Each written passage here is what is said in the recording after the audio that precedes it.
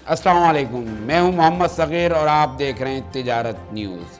तिजारत न्यूज़ कराची की आज की सनसनीखेज़ रिपोर्ट के साथ हाजिर हूँ। इत्तलात के मुताबिक FIA white collar mega corruption scandal की तहकीकात के लिए मुतहर्रिक हो चुकी है और 4 बड़े करप्शन स्कैंडल की इंक्वायरी भी शुरू कर दी गई है, जबकि इस सिलसिले में तमाम जोन के अफसरान से तहकीकाती रिपोर्ट्स भी तलब कर ली गई हैं। FIA ज़राए के मुताबिक डॉलर के इंटर बैंक रेट से ज़ायद पर LCs खोलने पर बैंकों के खिलाफ भी इंक्वायरी शुरू कर दी गई है। मुसद्दिका इत्तलात के मुताबिक इस स्कैंडल में 8 बैंकों ने 65 अरब रुपए से ज़ायद सिर्फ डॉलर रेट में कमाए हैं। इसके स्कैंडल की तहकीकात करके ज़िम्मेदारों का तयन किया जाएगा। दूसरी जानिब मोटरवे M6 के लिए ज़मीन की ख़रीदारी में करप्शन की शिकायत पर भी तहकीकात का आगाज़ कर दिया गया है।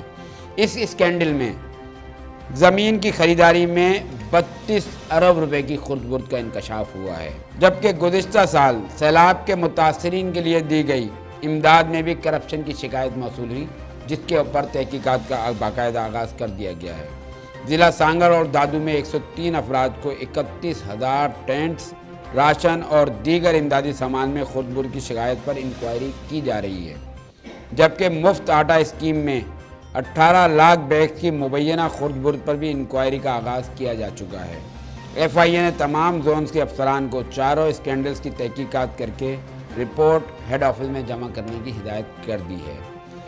तो नाज़रीन, आपने सुना कि FIA ने white collar mega corruption scandals की तहकीकात का बाकायदा आगाज़ कर दिया है और इसकी तहकीकात के हतमी नताइज पर पहुँचने के बाद इसमें बड़े बड़े नाम सामने आएंगे जो इन मेगा स्कैंडल्स में मुलव्विस हैं।